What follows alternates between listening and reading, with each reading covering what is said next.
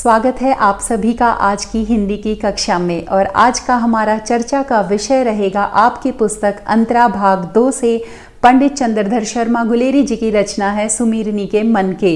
इसके अंतर्गत बालक बच गया और घड़ी के पुर्जे हम पिछली कक्षाओं में पढ़ चुके हैं। आज हम चर्चा करेंगे ढेले चुन लो, जो कि एक लघु निबंध है, और इसके अंतर्गत हम आज वर्णात्मक और वस्तुनिष्ठ प्रश्नों पर भी चर्चा करेंगे। तो आइए कक्षा की शुरुआत करते हैं। और शुरू करने से पहले सबसे पहले हम ढेले चुन लो के मूल प्रतिपाद्य को जान लेते हैं, यानी कि मूल संवेदना इस विषय की क्या है। तो ढेले चुन लो निबंध के अंतर्गत लोक विश्वासों में निहित अंधविश्वासी मान्यताओं पर चोट की गई है, यानी कि तत्कालिक समाज के अंतर्गत जो लोगों के अंदर जो विश्वास था, एक होता है विश्वास और एक होता है अंधविश्वास। विश्वास होता है हम तथ्यता को जानते हुए उसके आधार पर निर्णय लेते हैं, और अंधविश्वासी मान्यताएं होती हैं कि हम अपनी सूझबूझ समझ का प्रयोग नहीं करते और किसी के भी कहे सुनी बातों में और मन घड़ंत बातों में, बहकावे में हम आ जाते हैं। तो वो एक अंधविश्वास का परिचायक होता है। तो इसमें कुछ ऐसा ही दिखाया गया है, और जिन पर उन मान्यताओं पर चोट यानी कि प्रहार की गई है, लेखक इसके पक्ष में बिल्कुल भी नहीं है। लेखक का मत है कि अपनी आंखों से देखे सत्य को ही सत्य मानना चाहिए और भविष्य की झूठी कल्पना पर हमें विश्वास नहीं करना चाहिए। कई बार हम झूठी मनगढ़ंत जो भविष्य की जो काल्पनिक ख्याली पुलाव जो हम पकाते रहते हैं, उसके आधार पर हम अपने वर्तमान को ध्यान नहीं देते हैं और उसके आधार पर हम कार्य नहीं करते हैं। तो यहाँ पर उसका सख्त उन्होंने विरोध किया है। और इसके अंतर्गत हम देखेंगे समाज में व्याप्त अंधविश्वास। तो उस समय समाज में किस तरह का अंधविश्वास मौजूद था। अपने जीवन साथी को चुनने के लिए यहाँ पर वैवाहिक अंधविश्वास, विवाह के तौर तरीकों में, जीवन साथी के चुनाव में किन अंधविश्वासों को शामिल किया गया है, उस पर यहाँ पर मुख्यतः उसी की चर्चा यहाँ पर हो रही है। तो यहाँ पर है अपने जीवन साथी को चुनने के लिए सोने, चांदी और लोहे की पेटियां या विभिन्न स्थानों के मिट्टी के ढेलों पर विश्वास एक अंधविश्वास मात्र है, जिसका कोई वैज्ञानिक तथ्य नहीं है, यानी कि जिसकी कोई प्रामाणिकता नहीं है, कोई सत्यता नहीं है।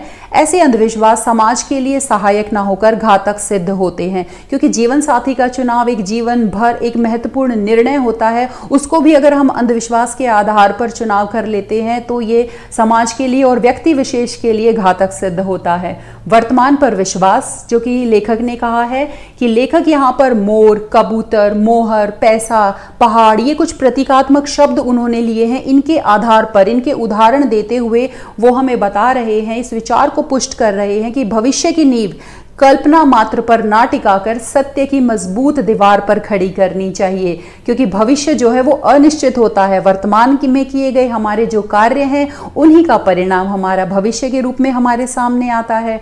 भविष्य की अपेक्षा वर्तमान की स्थिति और सच्चाई पर हमें विश्वास करना उचित होता है। तो उसी के आधार पर हम चलते हैं।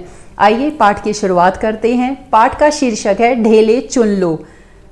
शेक्सपियर के प्रसिद्ध नाटक मर्चेंट ऑफ वेनिस में पोर्शिया, यानी कि इस नाटक की जो नायिका है पोर्शिया, वो अपने वर का चुनाव एक सुंदर रीति के आधार पर एक तरीके से करती हैं, और वो तरीका भी ऐसा ही था कि उनके सामने भी पेटियां रख दी गई थी और उसी के आधार पर उन्होंने अपने जीवन साथी का चुनाव किया था। तो एक उदाहरण तो उन्होंने दिया है शेक्सपियर की रचना मर्चेंट ऑफ वेनिस के आधार पर। दूसरा उन्होंने बताया है कि उस समय पर बबुआ हरिश्चंद्र, जो भारतेंदु हरिश्चंद्र हैं, उनके नाटक है दुर्लभ बंधु, उसके अंतर्गत जो नायिका थी पुरश्री, उनके सामने भी 3 पेटियां रख दी गई थी वर के चुनाव के लिए। और उसकी क्या विधि थी? एक सोने की पेटी थी, एक चांदी की और तीसरी लोहे की। तीनों में से एक में उसकी प्रतिमूर्ति रख दी गई थी। उसकी मतलब पुरश्री की प्रतिमूर्ति, यानी कि उसका स्टैचू, उसकी प्रतिमा, उसके ही जैसे दिखने वाली एक मूर्ति उनमें से एक बॉक्स में रख दी गई थी। स्वयंवर के लिए जो भी आता था उसे कहा जाता था कि इनमें से एक चुन ले। आप देखिए यहाँ पर अंधविश्वास को दिखाया गया है कि जीवन का इतना बड़ा निर्णय जो है वो पेटियों के आधार पर निर्धारित किया जा रहा है। अकड़बाज जो है वो सोने को चुनता था, तो उसको उल्टे पैरों लौटना पड़ता था, यानी कि उसको वांछित वस्तु, यानी कि उसका विवाह जो है उनसे नहीं हो पाता था और उसको वापस जाना पड़ता था। लोभी को चांदी की पिटारी अंगूठा दिखाती थी। अंगूठा दिखाना भी मतलब साफ मना कर देना होता है। तो जो चांदी की पिटारी को चुनता था उसको भी वो जो नायिका है उनके साथ विवाह नहीं होता था उनका। उसके बाद जो सच्चा प्रेमी होता है वो लोहे की पेटी को चुनता है और घुड़दौड़ का पहला इनाम वो पाता है, अर्थात उनका विवाह उसके साथ हो जाता है। तो ये प्रथा थी जिसके आधार पर, इस रीति के आधार पर वर का चयन किया जाता था। ठीक ऐसी ही लॉटरी, अब एक और लॉटरी का यहाँ पे जिक्र किया गया है। लॉटरी जो थी वो वैदिक काल में हिंदुओं में चलती थी।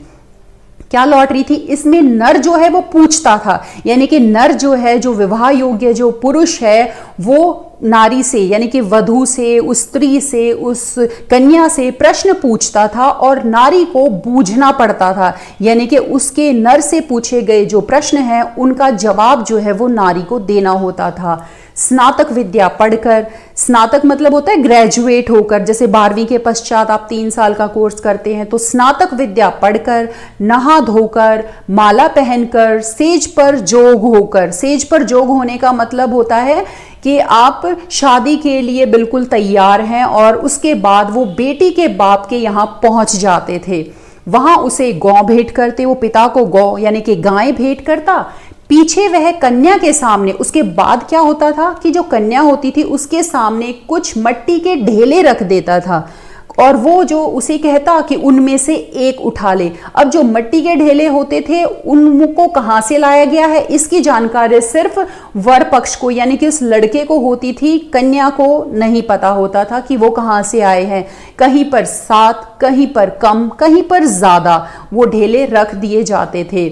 नर जानता था कि ढेले कहां कहां से लाया हूं, लेकिन किस किस जगह की मिट्टी उनमें है उसको वो भी पता था, लेकिन कन्या जानती नहीं थी। अब यहां पे देखो अंधविश्वास दिखाया गया है बार बार। यही तो लॉटरी का बुझोवल ठहरी। बुझोवल मतलब पहेली, कि उसे देखना पड़ता था कि वो कौन सी मिट्टी के ढेले को चुनेगी और उसके आधार पर ही उसके भविष्य का निर्धारण होता था। उसके बाद है वेदी की मट्टी, उन ढेलों के अंतर्गत होती थी। वेदी की मट्टी का ढेला था, कोई गौशाला की मट्टी से बना ढेला था, किसी को खेत की मट्टी से बनाया गया था, चौराहे की मट्टी, मसान की धूल, कई चीजें होती थी, तो उसी के आधार पर चयन होता था। अब बूझो मेरी मुट्ठी में क्या है। देखो जीवन का कितना महत्वपूर्ण निर्णय है और उसको एक पहेली की तरह कि बूझो मेरी मुट्ठी में क्या है, चित है या पट है, उसके आधार पर निर्णय किया जा रहा है। अब यहाँ पर देखिए कि कन्या का जो जीवन का सबसे मुख्य निर्णय है, उसका विवाह है, उसका जीवन किस आधार पर आगे चलेगा, उसको एक ढेलों के आधार पर निर्धारित किया जा रहा है। यदि वो वेदी का ढेला उठा लेती है तो माना जाता था कि उनकी जो संतान होगी वो वैदिक पंडित होंगी। उसके बाद गोबर चुना तो पशुओं का धनी होगा, खेत की मट्टी छू ली तो जमींदार पुत्र होगा, और मसान की मट्टी को हाथ लगाना बड़ा अशुभ माना जाता था। मसान अर्थात शमशान, शमशान की मिट्टी को अगर वो लड़की छू लेती थी तो वो लड़की अशुभ मानी जाती थी। यदि वह नारी ब्याही जाए, अगर उस लड़की का विवाह हो जाता था तो घर जो है वो मसान हो जाए, यानी कि शमशान, वहां पर मतलब बहुत ही बुरा वहां पर वातावरण या उस घर की स्थिति जो है बहुत ही भयावह हो जाएगी, तो ऐसा माना जाता था और जन्म भर वो जलाती रहेगी, मतलब दुख और पीड़ा उसके जीवन में शामिल होगी। तो ये सब मान्यताएं थी। क्यों? क्योंकि उसने मसान की मिट्टी को छुआ है। अब अगर हम अंधविश्वास की बात करते हैं तो देखिए यहां पर आएगा कि यदि एक नर के सामने उसने मसान की मिट्टी छू ली है तो उसका अर्थ हो गया वो कन्या कभी ना ब्याही जाए। अब वो अशुभ हो गई है कन्या, लेकिन नहीं, ऐसा नहीं था। उसके बाद क्या होता था, किसी दूसरे नर के सामने वो वेदी का ढेला अगर उठा लेती थी तो वो ब्याही जाती थी। तो ये पूरा का पूरा एक अंधविश्वास पर ही तो चित्रित है। अब यही जो चीज है वो बहुत से गृह सूत्रों में, वैदिक सूत्र थे, उनमें भी ढेलों की लॉटरी का ही उल्लेख किया गया। इसी तरह की ढेलों के आधार पर लॉटरी निकाली जाती थी। जैसे कि जो गृह सूत्र कौन कौन से हैं, आश्वलायन, गोभिल, भारद्वाज, सभी में ऐसी परंपराओं का जिक्र किया गया है। अब आगे है, जैसे राजपूतों की लड़कियां पिछले समय में रूप देखकर, जस सुनकर यानी कि यश और प्रसिद्धि को सुनकर स्वयंवर करती थी, वैसे वैदिक काल के हिंदू ढेले छुआकर स्वयं जो है पत्नी का वरण करते थे, यानी कि पत्नी का चयन किया जाता था। आप कह सकते हैं कि जन्म भर के साथी की चुनावट मट्टी के ढेलों पर छोड़ना कैसी बुद्धिमानी है। यहां पर लेखक का मत है कि यह कोई बुद्धिमता नहीं है कि आप जीवन भर के साथी का चुनाव मिट्टी के ढेलों पर आधारित कर रहे हैं, उसी के आधार पर उसका चयन हो रहा है, तो ये कोई समझदारी की बात नहीं है, ये बिल्कुल ही अनुचित है। आगे जो है लेखक कह रहे हैं प्रश्नवाचक शैली में, वो हमसे ही प्रश्न पूछ रहे हैं। कहते हैं अपनी आंखों से जगह देखकर अपने हाथ से चुने मट्टी के डगलों पर भरोसा करना क्यों बुरा है। अब कहते हैं कि आपको लग रहा है कि मट्टी के ढेलों पर चयन करना, जीवन साथी का चुनाव करना, तो ये तो बहुत ही अनुचित बात है। तो अगर ऐसा है तो आजकल क्या हो रहा है कि ज्योतिष गणना के आधार पर या फिर कुंडली मिलाई जाती है या गुणों का मिलान किया जाता है और कौन से मंगल, शनिश्चर और बृहस्पति के आधार पर उनका मिलान किया जाता है। तो ये सब क्या है, क्या ये उचित है? तो वो हमसे ही प्रश्न कर रहे हैं कि आपको वो चीज गलत लगती है तो क्या ये सही है? इनकी कल्पित चाल के हिसाब पर भरोसा करना क्यों अच्छा है? और यह मैं कह सकता हूं, अब वो उनको समझ में नहीं आ रहा है, ये हम प्रश्न वो हमसे ही कर रहे हैं कि मेरे हिसाब से तो ये अनुचित है, लेकिन अब आप बताइए आपकी क्या राय है।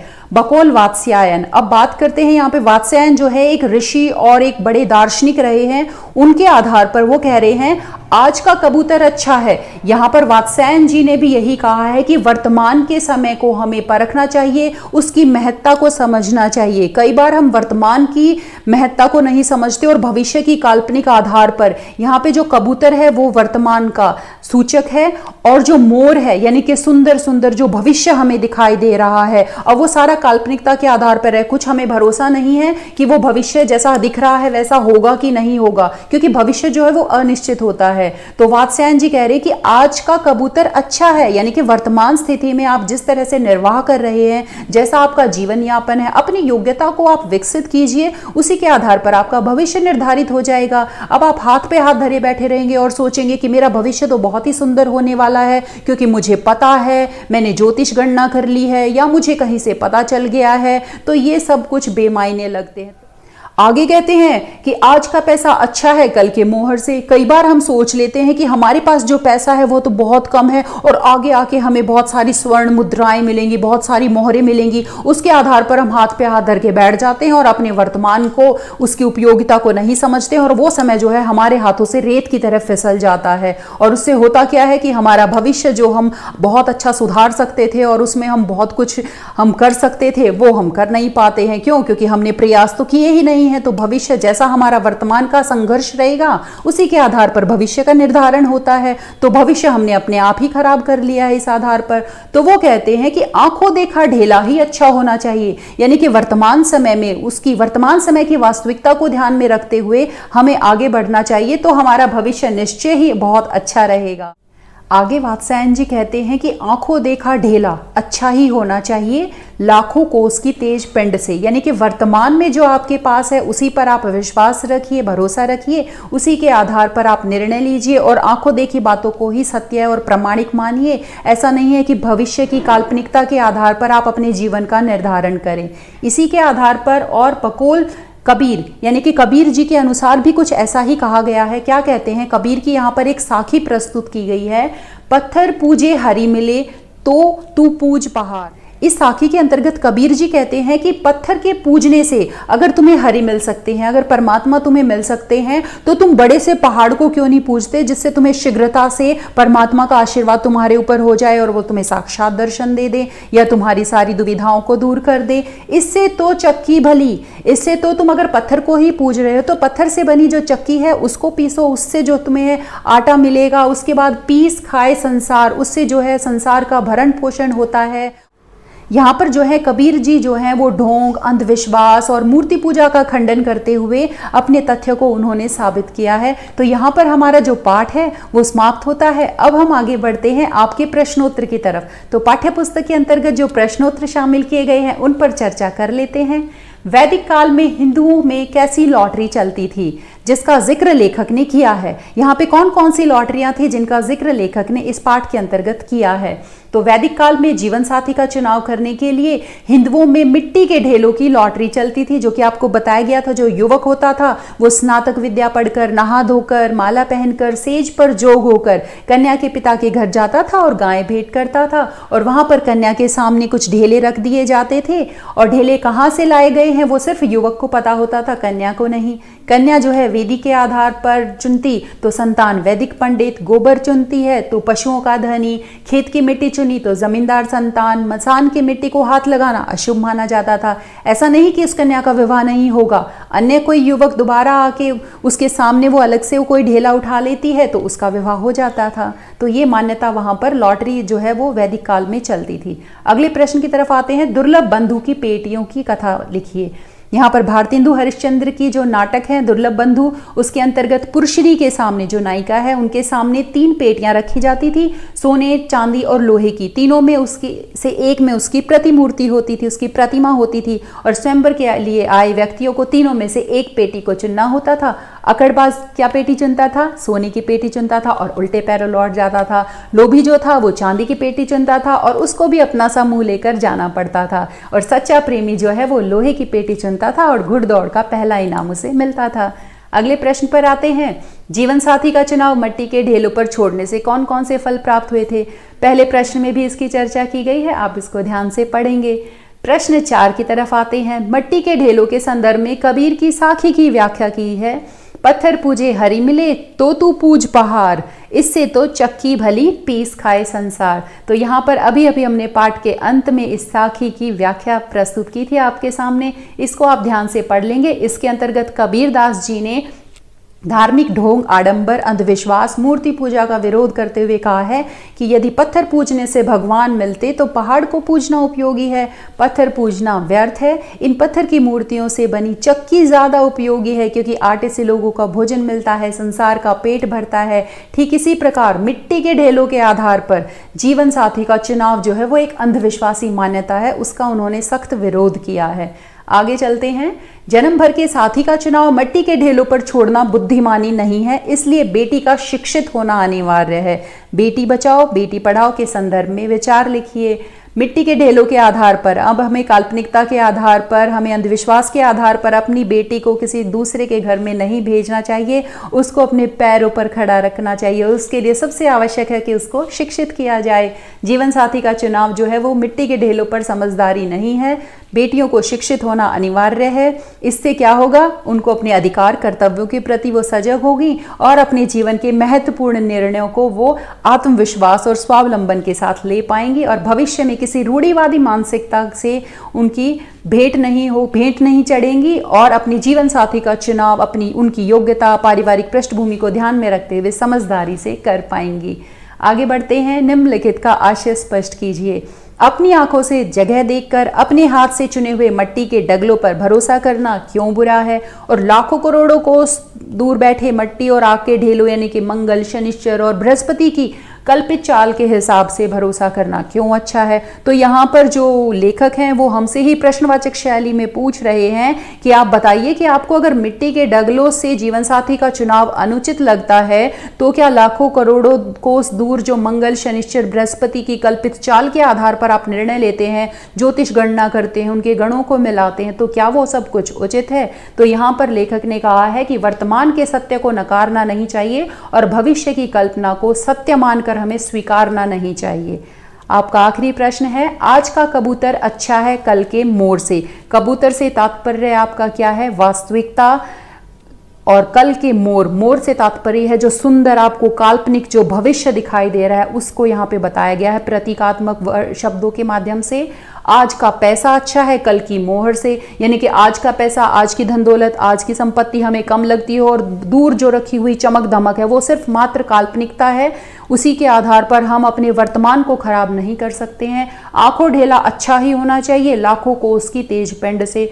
तो यहाँ पर दृष्टांत के द्वारा लेखक स्पष्ट कर रहे हैं कि यदि कबूतर यानी कि जो वास्तविकता है, उपलब्ध है, भविष्य में मिलने वाले मोर यानी कि काल्पनिकता की कल्पना से कबूतर को मत जाने दो। अगर पैसा हाथ में है तो उसकी कीमत को पहचानो, बजाय उसके कि कल की कल्पना में मिलने वाली स्वर्ण मोहरों के आप सपने पिरोने लगे। लाखों कोस दूर मंगल, बुध, शनि पर विश्वास ना करें और वर्तमान की स्थिति और सच्चाई पर विश्वास करें। भविष्य जो है वो अनिश्चित है। तो यहाँ पर आपके जो वर्णनात्मक प्रश्न हैं वो समाप्त होते हैं। आगे बढ़ते हैं वस्तुनिष्ठ प्रश्नों की तरफ। पाठ को आपने अच्छे से समझ लिया है, उसके प्रश्नोत्तर को भी आप अच्छे से समझ पाए हैं। तो अब मैं आशा करती हूँ कि आप मुझसे पहले प्रश्नों के उत्तर देंगे। तो आइए शुरू करते हैं। ढेले चुन लो लघु निबंध के लेखक कौन हैं? पंडित चंद्रधर शर्मा गुलेरी। नेक्स्ट क्वेश्चन है, ढेले चुन लो लघु निबंध गुलेरी जी की किस रचना के अंतर्गत समाहित है? सुमीरनी के मन के। यहाँ पर हमने 3 लघु निबंध किए हैं, बालक बच गया, घड़ी के पुर्जे और ढेले चुन लो। उसके बाद है ढेले चुन लो का मूल प्रतिपाद्य क्या है? लोक विश्वासों में निहित अंधविश्वासी मान्यताओं का खंडन। प्रश्न 4, ढेले चुन लो लघु निबंध में उल्लिखित दुर्लभ बंधु नाटक के रचनाकार कौन है? यहाँ पे एक छोटे से प्रिंटिंग मिस्टेक है, इसका आंसर होगा आपका भारतेंदु हरिश्चंद्र। तो आगे बढ़ते हैं प्रश्न 5 की तरफ। शेक्सपियर के कौन से प्रसिद्ध नाटक में पोर्शिया अपने वर को सुंदर रीति से चुनती है? तो ये है आपका मर्चेंट ऑफ वेनिस। आगे चलते हैं। हरिश्चंद्र के नाटक दुर्लभ बंधु में कौन पेटियों द्वारा वर का चुनाव करती है? तो वो है पुरश्री। प्रश्न 7, दुर्लभ बंधु की पुरश्री के सामने रखी पेटियां कौन सी थी? सोने, चांदी और लोहे की 3 पेटियां उसके सामने रखी हुई थी। आगे है, तीनों पेटियों में से एक में क्या रखा था? पुरश्री की प्रतिमूर्ति। प्रश्न 9, पाठ के आधार पर अकड़बाज कौन सी पेटी चुनता है? सोने की पेटी। उसके बाद है, चांदी की पेटी चुनने पर क्या परिणाम निकलता है? चांदी की पेटी चुनने वाले को हार का सामना करना पड़ता है। और आगे है, पाठ के आधार पर घुड़दौड़ का पहला इनाम कौन पाता है? जो लोहे की पेटी को चुनता है। उसके बाद देखते हैं, ढेले चुन लो निबंध के आधार पर बताइए सच्चा प्रेमी लोहे को छूता है और घुड़दौड़ का इनाम पाता है। तो इससे क्या तात्पर्य है? इससे तात्पर्य है कि पुरश्री से उसका विवाह हो जाता है, उसको घुड़दौड़ का पहला इनाम मिलता है। वैदिक काल के हिंदू कैसे अपनी पत्नी वरण करते थे? ढेले छुआकर। उसके बाद है, पाठ के आधार पर हिंदू परंपरा में वर लड़की के पिता को क्या भेंट कर देता था? गाय। आगे है, कन्या के सामने मिट्टी के कितने ढेले रखे जाते थे? तो यहाँ पर कुछ भी निश्चित नहीं था, कहीं 7, कहीं कम, कहीं ज्यादा। उसके बाद है, बुझोबल का क्या अर्थ है? तो ये है पहेली। नेक्स्ट है आपका, ढेले चुन लो के आधार पर बताइए वैदी की मिट्टी उठाने पर संतान क्या होगी? वैदिक पंडित। आगे बढ़ते हैं प्रश्न 18 की तरफ। पाठ के आधार पर बताइए लड़की यदि खेत की मिट्टी छू ले तो संतान क्या बनेगी? जमींदार। पाठ के आधार पर अगर वो लड़की जो है कौन सी मिट्टी छूने पर अशुभ मानी जाती थी? मसान की मिट्टी, शमशान की मिट्टी का ढेला अगर वो छू लेती थी तो उसे अशुभ माना जाता था। जो लड़की एक बार शमशान की मिट्टी छू ले, क्या उसका विवाह कभी नहीं होता था? असत्य, उसका विवाह हो जाता था। उसके बाद है, पाठ के आधार पर लड़की यदि गोबर को चुने तो इसका क्या अर्थ था? संतान पशुओं का धनी होगा। उसके बाद है, आज का कबूतर अच्छा है कल के मोर से, आज का पैसा अच्छा है कल के मोहर से। ये किसकी पंक्तियां हैं? वात्स्यायन की। उसके बाद कौन से ग्रह सूत्रों में ढेलों की लॉटरी उल्लिखित है? तो यहाँ पे जिन ग्रह सूत्रों का जिक्र किया गया है वो है आश्वलायन, गोभिल और भारद्वाज। प्रश्न 24, राजपूतों की लड़कियां कैसे स्वयंवर करती थी? उसके बाद है, रूप देखकर, यश देखकर। आगे बढ़ते हैं, पत्थर पूजे हरि मिले तो तू पूज पहाड़, इससे तो चक्की भली पीस खाए संसार। उपरोक्त साखी किसकी है? कबीर की है। तो यहाँ पर आपके जो प्रश्न उत्तर हैं वो समाप्त होते हैं। आशा करती हूँ आपके सभी प्रश्नों के उत्तर आपको मिल गए होंगे और मुलाकात होगी आपकी अगली हिंदी की कक्षा में। तब तक के लिए धन्यवाद और अगली क्लास में मेरे साथ शामिल होने के लिए और मेरे साथ आगे की कक्षाओं को पढ़ने के लिए चैनल को सब्सक्राइब करना ना भूलें। तब तक के लिए धन्यवाद।